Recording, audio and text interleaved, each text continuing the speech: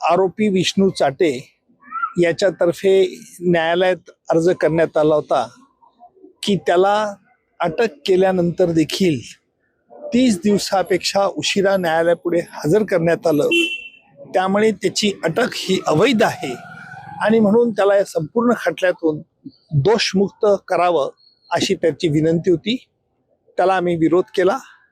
न्यायालयात आम्ही असं युक्तिवाद करून सांगितलं की संतोष देशमुख यांच्या खुनाबद्दल एकूण 3 गुन्हे एकत्रित करण्यात आलेले आहेत. कारण संतोष देशमुख यांचा खून हा कट करून आणि त्याच्यामध्ये MCOC मौका कायदा लावल्यामुळे आपल्याला तिन्ही गुन्ह्याचा एकत्रित विचार करावा लागेल. गेले 1.5 वर्षापर्यंत विष्णू चाटेने याबद्दल कुठेही तक्रार केली नव्हती.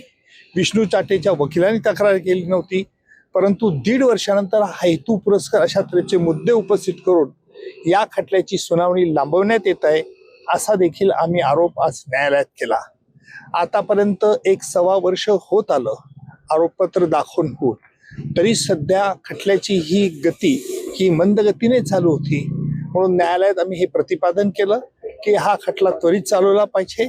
कारण वाल्मिक कराड याने सर्वोच्च न्यायालयामध्ये अर्ज दाखल करून 1 वर्षानंतर त्याला जामीन मिळण्याकरता त्याने प्रतिपादन केलं होतं आणि म्हणून आपल्याला या खटल्याची सुनावणी लवकर सुरू करण्यात यावी अशी न्यायालयाला आम्ही विनंती केली. न्यायालयाने आमची विनंती मान्य केली आणि परवा आजच्या विष्णू चाटेच्या अर्जावरचा निर्णय परवापर्यंत लागेल अशी अपेक्षा आहे. आणि त्यानंतर परवाच न्यायालयामध्ये आम्ही हा खटल्याचा कोणते साक्षीदार केव्हा घेणार याचा ताबडतोब न्यायालयात परवा आम्ही अहवाल दाखल करू आणि खटल्याची सुनावणी त्वरित सुरू करण्यात येईल. लॅपटॉप मधील क्लोन कॉपीज जे आहेत त्याच्या बाबतीत पुन्हा एकदा जे आहे ते पाहायला मिळालं. विष्णू चाटे याच्यातर्फे आज असं सांगण्यात आलं की जो लॅपटॉप हा जप्त करण्यात आला होता त्या लॅपटॉपची क्लोन कॉपी देण्यात यावी. अर्थात आम्ही हा फोरेन्सिक लॅबोरेटरीकडे लॅपटॉप पाठवण्यात आला होता. त्याप्रमाणे त्याच्यामध्ये जे मटेरियल होतं ते मटेरियल जेवढं उपलब्ध झालं फॉरेन्सिक लॅबोरेटरी ते आम्ही त्यांना दिलं होतं. तरी सुद्धा आज आरोपींचा आग्रह असा होता की आम्हाला पूर्ण मटेरियल द्या त्या लॅपटॉप मधलं. आम्ही म्हटलं की जे आम्हाला उपलब्ध झालंय ते आम्ही दिलं, फॉरेन्सिक लॅबोरेटरीचे मध्ये उपलब्ध आहे, परंतु जुने मुद्दे पुन्हा उकरून काढून हा खटला लांबवण्यात येत आहे असा आरोपाचा आम्ही पुनरुच्चार केला. न्यायालयाने त्यांना अर्ज देण्यास सांगितलाय. त्यावरती परवा न्यायालय याच्यावरती देखील आदेश पारित करेल. सर, यापूर्वी संपत्ती जप्तीच्या अर्जासंदर्भात युक्तिवाद सुद्धा झाला होता, त्यावरती काही निर्णय आला? त्यावरती नाही, त्यावर